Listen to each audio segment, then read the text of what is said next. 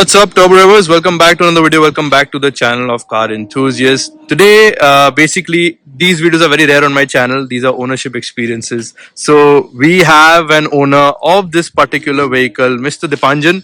Thank you so much for joining us on our channel, guys. So, first of all, before we get started, don't forget to like the video. Subscribe to the channel if you haven't already and press that bell notification icon so you don't miss any of my future uploads. And if you like such ownership reviews, do let me know in the comments below. I'll try to get you more. So, Mr. Dipanjan, first of all, thank you so much for joining us. Thank you for the opportunity, to share your ownership experience of the Ignis. And if I'm not wrong, you do have the Karens as well. Yeah. And you have the EcoSport. Correct. So we will be covering that also soon. Sure. Let's get started with the Ignis. So what made you choose this car? What were the reasons behind it? Could you give us a brief about it? Sure, absolutely. So the thing is that we had a 2015 Amaze. Sure. It was already 8 years old, and so we wanted to basically sell that car off, and we were looking for a hassle-free, reliable car, a very small, reliable car that gives good fuel efficiency as well, and we know that it will basically give us trouble-free ownership for years to come. Okay. And of course, reliability was a non-negotiable for us because our Honda Amaze, we clocked around 70,000 kilometers with that. Okay. In 8 years, and we did not even had to change the clutch plate of that car After 70,000 Yes, kilometers. That's the reliability of a Honda. Right. So we are looking for something equally reliable. Right? Okay. And why Ignis, you may ask? Because we wanted a city beater car which can be used extensively only in the city, easy to handle for women drivers in my family as well. Plus, the thing is that this car comes with a 1.2 liter K series engine. Correct. The same 1.2 liter 4-cylinder K series engine powers the Baleno, the Desire, and I guess the Wagoner 1.2 liter as well, of Maruti. Correct. It does, yes.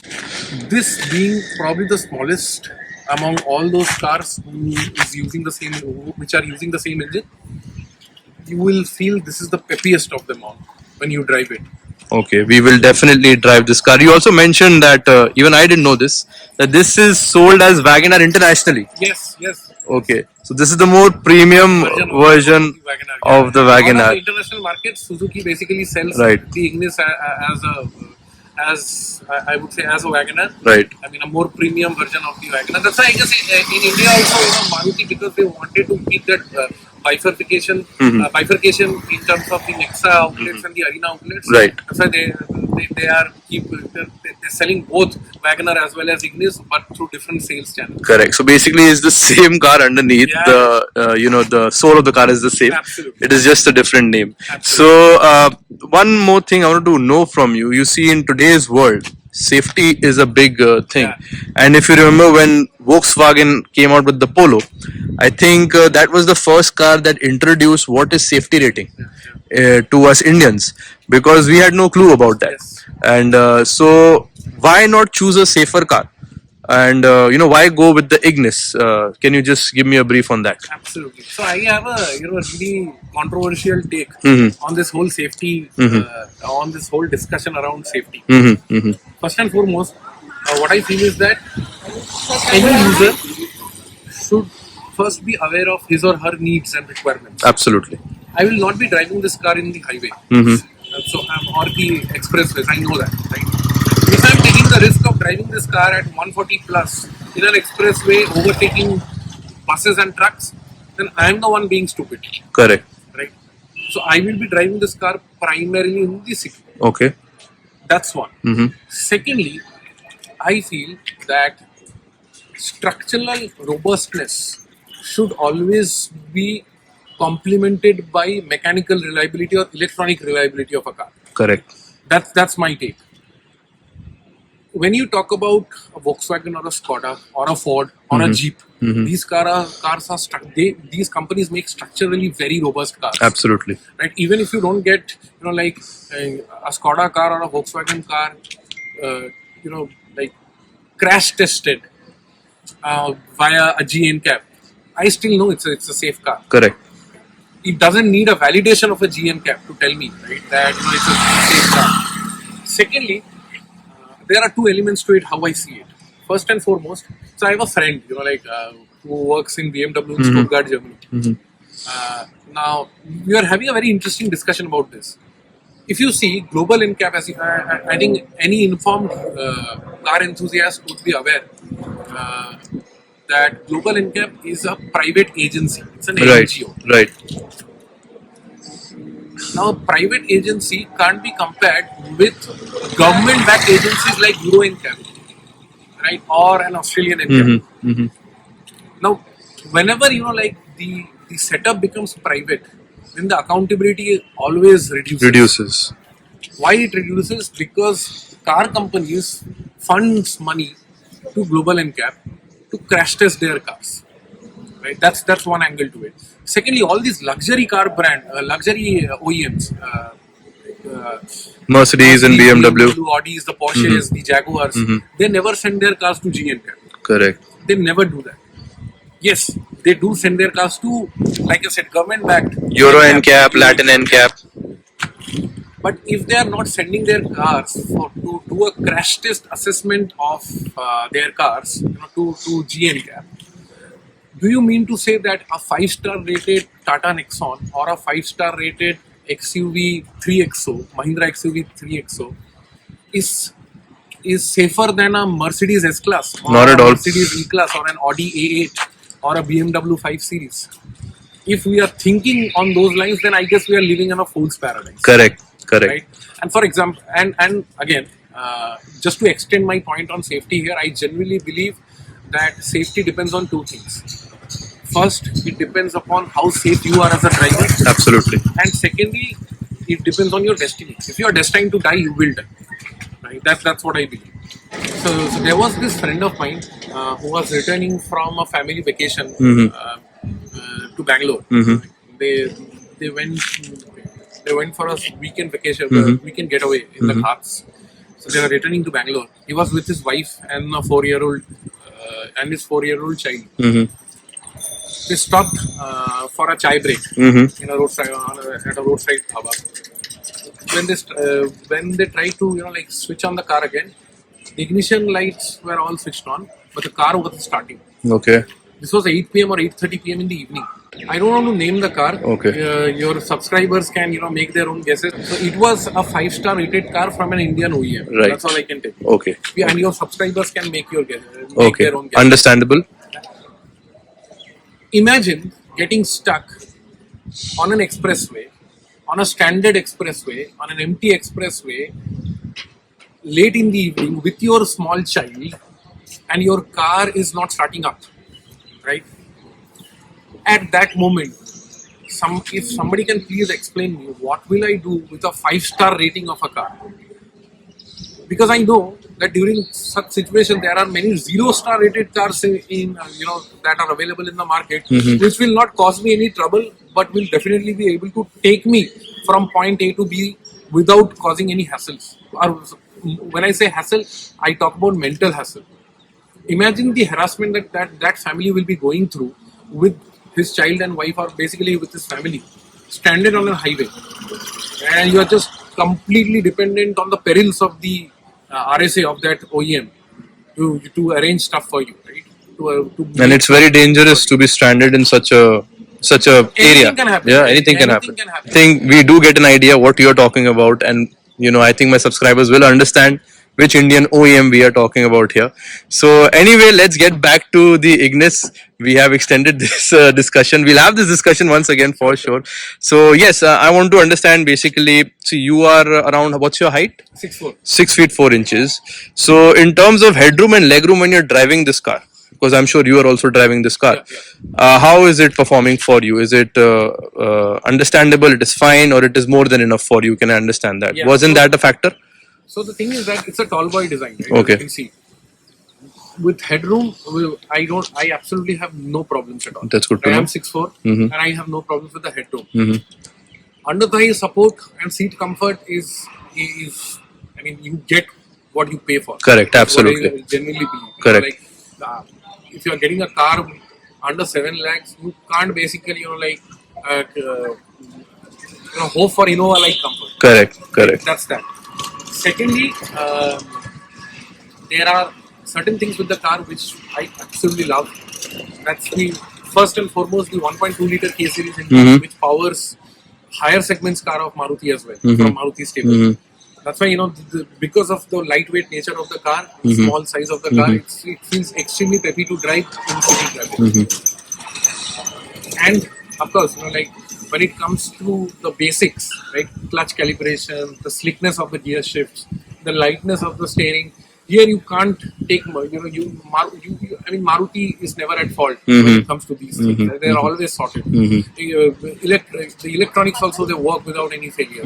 It's also, that's it. Yeah, there are a lot of disadvantages of owning this car as well, which we can discuss, based on, what your viewers want to know. Sure. But How about we get inside the car and sure, see? sure. So once again, before we get inside, I'm sorry to interrupt you. Basically, this is the Zeta variant. Yes. But I see you have installed the top model Alpha headlights in this, correct? So these are proper LEDs. Yeah. All right. With So DRLs, yes. okay, and those aerotone wipers are, I think, aftermarket. Yes. As well. Okay, but you don't get that in the top variant, No, I we believe. don't. So these are. And how is the performance for the aerotone wipers? Very nice, I would say. Very nice, right? So aerotone wipers, guys, are always, even I recommend it personally, the frameless wipers. The performance and the cleaning is much better compared to what standard wipers we get, right? So anyway, Last a lot longer. let's get inside. You can take the driver's seat. I'll sit beside you. So request sensor is also available, guys, in this Zeta variant, which is another thing. All right, let's talk about the seats before I enter. This is aftermarket. Yeah. Okay, and this is a very nice leatherette seat cover, I can see. Did the comfort improve after you installed the seat covers? For me, the only reason why I installed these leatherette seat covers is if there is any liquid spillage or food spillage, it's very easy to clean. Clean it up, right? In terms of comfort, I would say not much, but it I guess upgrades the aesthetic value of the interiors. Right. Because I think it complements the the black and white interior color combination as well. Correct. So let's get inside, guys. It was very easy to enter, no issues whatsoever. And as you were saying, you are a tall person. You still have plenty of headroom. I think an inch of headroom you still have. Yes. So yes, there is no problem in terms of headroom, guys, because this itself is a tall car. So tell me about the pros first of this car. Yeah, so basically, some of the fundamental pros of this car is that you can enter any gully, any nukkad because of the dimensions of the car. Right. You don't have to think twice before entering any gully or any bylane in a big city like Calcutta or for that matter any other big city of India. Secondly, the fuel efficiency. We use the AC of this car on a lot of idle conditions as well. We have a dog, so let's say there are a lot of places where we can't enter with our dog, so the dog is inside the car, right, with the AC on, being accompanied by somebody, of course. So during such situations, also the car is running with its AC on. Great. Secondly, the engine, like I said, is very, very peppy.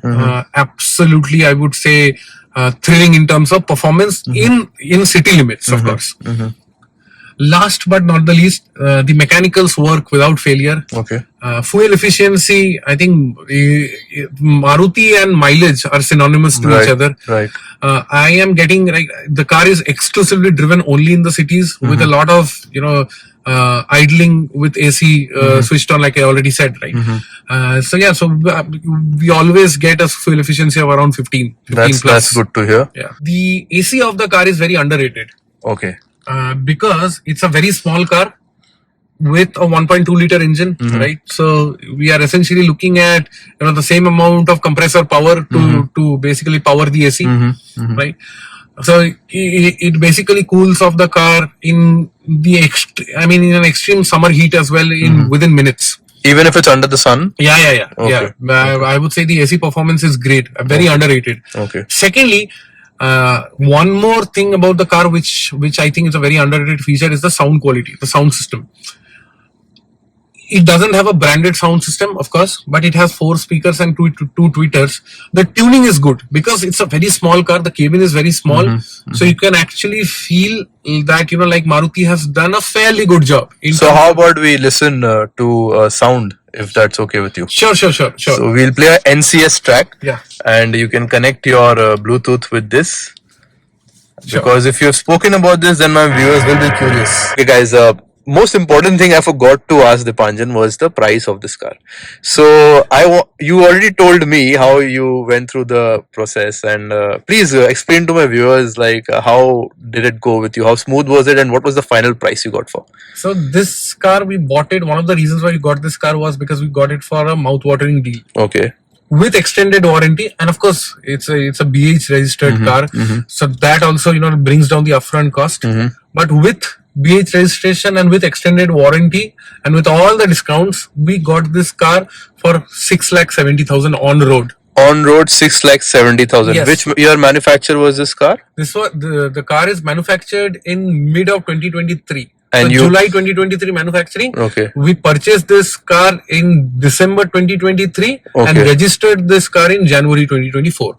Okay, so basically, if I believe you register in the next year, you get some depreciation also. Yes. So the thing is that like we were very upfront with the dealership that we don't have like any we don't have any recommendations or choices in terms of variants or color. We are okay with anything as long as they are giving us a good deal. That's what our guidance to them was, right? And every dealership has their own sales targets to meet by an year end, Absolutely. right? By the calendar year end. Correct. So we were like, give us the best possible deal. That's all we care about. And they were like, okay, we have Ignis Zeta lying in our stockyard since the last 5-6 months. If you want, we can get you a great deal on that. And that's how we got it for 670. And for 670, I feel like you can't get anything better than this with a 1.2 liter K series engine. I've got push start, steering controls, Android Auto, Apple CarPlay, and all alloy wheels. What more do you want? I mean, this is a steal because 35,000 rupees you got discount with warranty. Yeah. So I think With warranty, yes. van registration. Yes. So I think I seriously, what more can you ask for? बच्चे की जान लोगे क्या वाली बात हो जाती है. So plus you get Apple CarPlay, Android Auto. I mean, you get all the basic necessary stuff that you need nowadays. I mean, the car is also pretty compact and easy to maneuver in city. What else do you need? Plus Maruti ki reliability. Yeah. I mean, you cannot question that at all. Yeah. So let's play the soundtrack from NCS. Any NCS soundtrack will do. Sure. And we're going to test the sound quality. Sure.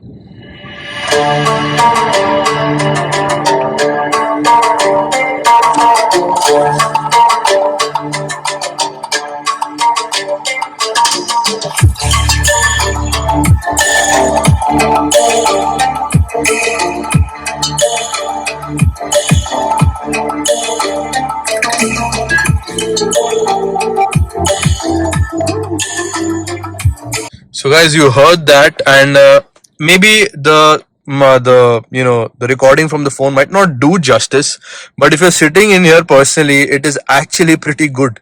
It's got the right amount of bass. It's got the right amount of heft to the music system, and this is all stock.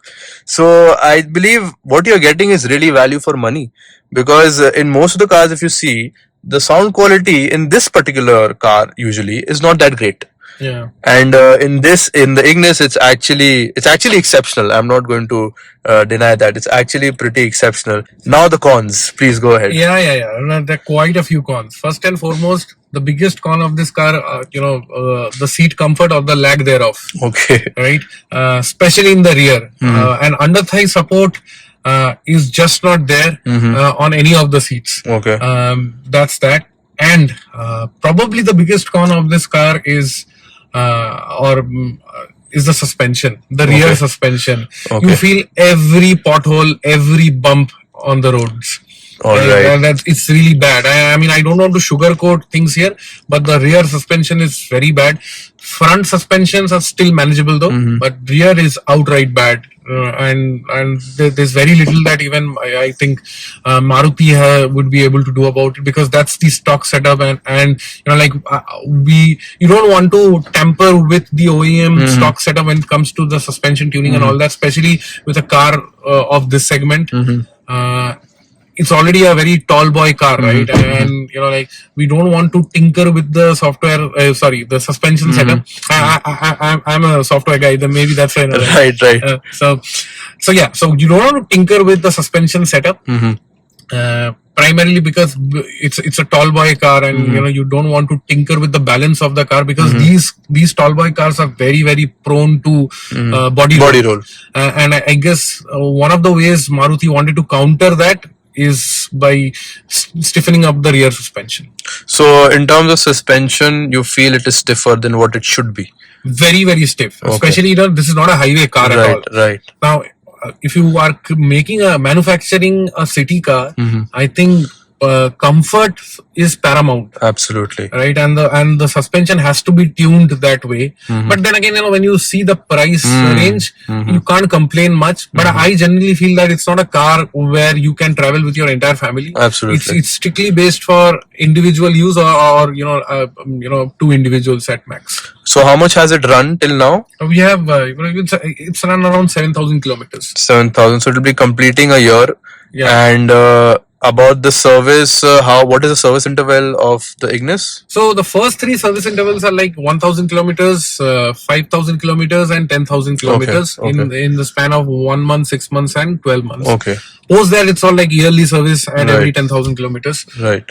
One of the most underrated facilities provided by Maruti is doorstep service. Okay. It saves you so much of time. Right. Like, you don't have to go out of your home. They will come with their service van at your doorstep, service the car, and go away. Of course, there are limitations to it. If there are any part changes involved and all that, some mechanical work that needs to be carried out. During such situations, of course, you still need to take your car to the service center. Correct. But for basic service checks related to oil changes, brake pad changes and all that, these are things that can be easily done, and that's something that they already are doing with their, So they are doing oil changes at home service, brake pads. That is, I think, commendable effort from Maruti, because usually changing an oil, you need to lift the car up and change the oil properly. But if they're doing doorstep services and doing where your car exactly is staying, I think that is a very commendable effort by Maruti, and that is why people choose Maruti. They bring those stuff. Yes. They can elevate the car, and somebody goes down underneath the car to drain the Purana oil and all that. Right. I mean, that's something that they're well equipped. In fact, I would say, in terms of their adherence to timelines, also they're very good. Right. Like, in my last couple of service, for the 5,000 kilometer service and the 1,000 kilometer service, let's say I took an appointment today, and max by day after tomorrow they are at my doorstep. Wow. To service the car. Wow. So I mean, that's what I'm saying. Build quality is something that, I mean, people do look over, because of the reliability. And if someone is buying a car, whatever car it may be, I don't think there should be any judgment. Oh, this is a weak built car, you shouldn't have bought this car. I mean, a person can afford as per their budget. Yeah. I think that is the mindset people should have. Build quality and everything is of course important, but one should look at their pocket and purchase their car. Because earlier you were telling me that if someone is upgrading from a bike to an Alto, at least they are safer now. Yeah, so of course. As their budget grows, they will of course choose a safer car. So there shouldn't be any judgment. I generally believe, in this theory of making luxury affordable. Right. When I say, what I mean to say here is, let's say, a family of 3 or 4 with kids, right? They are traveling on a motorcycle or a scooter. For that person, even buying an Alto or a Celerio or a used, any used car also, which is not very expensive, for that person, that is still, I would say, a much more safer option. We will drive this car. Sure. I would like to drive this car and experience it. So we'll share the drive review with you also. So let's get started with the drive review straight away. So guys, we are about to start the drive of the Ignis Zeta variant. Basically, first of all, the steering is very light, very easy, and it's of course a shorter car than what I am used to. And it does not mean that I haven't driven this kind of a car. I had a Zen Estilo for like 8 years, so I drove that a lot, so I have an idea. But basically, why I'm doing this drive review is to understand how peppy the engine is, and it is pretty peppy. So basically, this car comes with a 1.2 liter naturally aspirated 4-cylinder engine, which is I believe almost 90 horsepower and around 115-16 Newton meters of torque. So as basically we'll do the suspension test and everything, because Dipanjan is specifically not happy with how the suspension is set up. In terms of peppiness, yes, it is very peppy. Steering wheel is very light and very easy to maneuver. Let's test the suspension a bit. Yes, suspension is on the stiffer side compared to what a city car should actually have. It should have been a bit softer. So there is one thing, and of course body roll is there. A lot of body roll is there. Let me just show you all. So in terms of body roll, this car is doing magnificently well. So that is one thing, and it is very peppy, of course, there's no doubt about that. We don't have a smooth road, unfortunately. So far, it is really fun. Suspension is stiff. That you are absolutely right about. And you can't expect a high-end suspension at this price point. That would be asking for too much. And as you can see, guys, this car comes with 4 parking sensors and a rear camera, and it's very easy to, you know, basically park this car because it's like really compact. So for city, it is definitely perfect. You made the right choice, Dipanjan, I believe. For a car of this caliber, everything works in the city. And कभी आपको ऐसा लगता है where, you know, if for example you come across a scratch or a dent in the car, of course it feels bad. Yeah. But it doesn't feel that bad. Correct. When it comes to this a car of this segment, what do you say? Yeah, absolutely. Because, you know, somewhere down the line, I know Right. that I have purchased this particular car so that it can solve for certain purposes. Correct. Right, and my purpose is to basically enter those bylanes, those smaller roads or congested areas which I won't be able to, I would not like to do with a much bigger car, right? Like the Karens that we own, right? And of course, you know, like for a car of Ignis's size, you'll find parking everywhere. Absolutely. Nobody's going to deny you parking. Absolutely. Right, that's there. And let's say even if, you know, like you do end up scratching or a panel or getting a dent on any of the panels, I know for a fact that with a Maruti, you'll be repaired very cheaply. Absolutely. So guys, let me just tell you all. First of all, the pickup, there is no lag. Of course, this is a naturally aspirated engine. It is instant pickup. There is, you don't feel like it's a linear pickup car. It has instant pickup in this. Your suspension could have been better calibrated because it is on the stiffer end, but that's okay. I think that can be overlooked at the price that you are getting this car. Easy to maneuver, very easy to maneuver. Maruti cars have always been easy to maneuver. There's never been a problem with that. I have owned Marutis as well. That is another thing. Easy to park, and it is perfect for city. Perfect city car, because you don't drive with fear. You know, as when you drive longer cars, for example the Slavia, sometimes there is a fear when you're driving it in congested areas. With this, of course, you're not going to feel that fear that, you know, you're going to hit it somewhere and, you know, it's going to cost you a ton of money. Even if you get a scratch in this, it's a Suzuki, and it will cost you like less than what it costs to buy a packet of chips. I'm joking, but of course it is easy to maintain as well, and it's very peppy. Engine is very peppy. I am actually having the time of my life driving this car. I didn't know I would enjoy it so much, guys. I mean, check this out. So easy to maneuver, and you hear that engine noise as well, and it doesn't feel noisy. You know, it feels sporty. And what do you say, Dipanjan? Do you feel like that? I actually love that note, to be really honest. You know, like the typical 4-cylinder, Japanese engine throat. I love it, to be really honest. For me, it's music to the ears. So everything works well in this car, even after almost a year of ownership. The AC, there's no rattling, and of course, it's a Maruti, guys. You can never go wrong with the Suzuki. Yes, on safety fronts, I am myself an advocate for safety. Yes, they do need work when it comes to safety, but if you're a first-time buyer and if you're, you know, driving only in the city, I think you can never go wrong with the Suzuki. So, guys, this was our video, the ownership experience of the Maruti Suzuki Ignis Zeta variant.